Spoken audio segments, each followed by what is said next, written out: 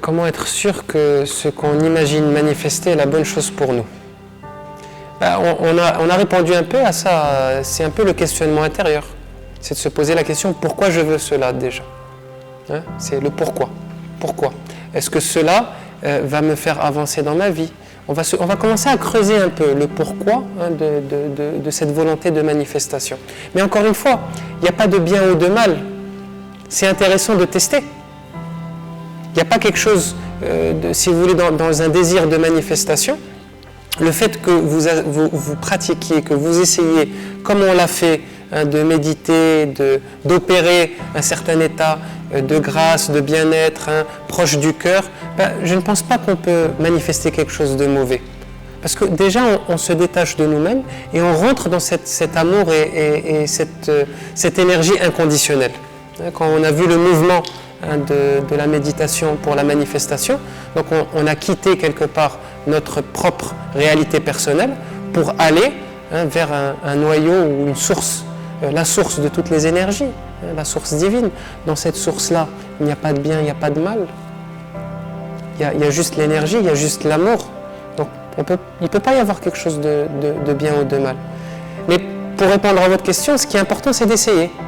Et en essayant, vous allez vous-même constater les résultats. Il ne faut surtout pas se bloquer. C'est encore un mécanisme du mental qui vous dit attention, est-ce que peut-être ça c'est bon, ça c'est peut-être mauvais, fais ça, fais pas ça. Non, il faut juste essayer par vous-même.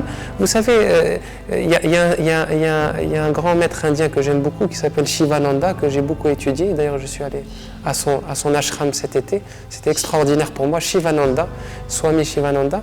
Et il disait « 1 ounce of practice is better than a ton of theory ».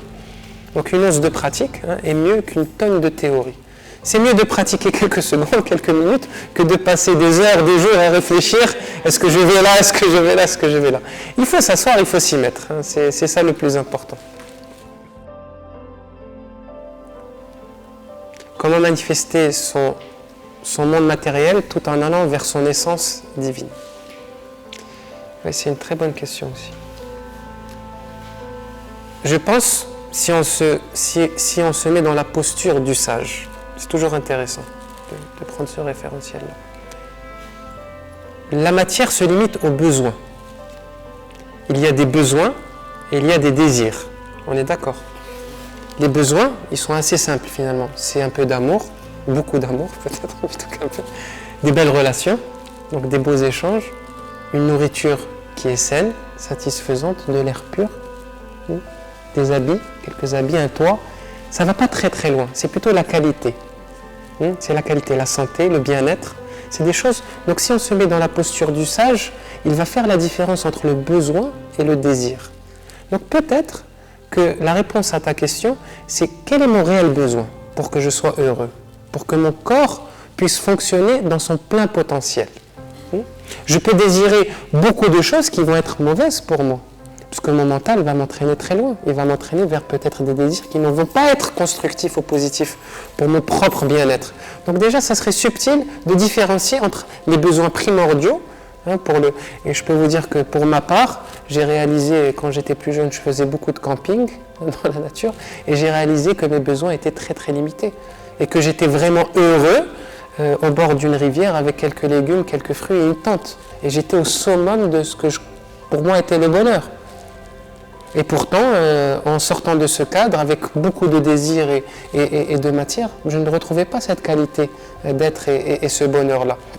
Donc il y a des besoins. Pour moi, les besoins, on en a parlé, c'est la santé, c'est se nourrir correctement, avoir des intentions positives, ne pas se polluer, ne pas polluer le cœur. Et puis après, automatiquement, en équilibrant notre réceptacle, notre corps avec notre conscience, on va pouvoir plus aller vers notre fort intérieur, parce qu'on sera dans des bonnes prédispositions. Et là, on va commencer à s'éloigner du besoin matériel et rentrer vraiment dans les manifestations des qualités divines, des vertus dont on a parlé tout à l'heure.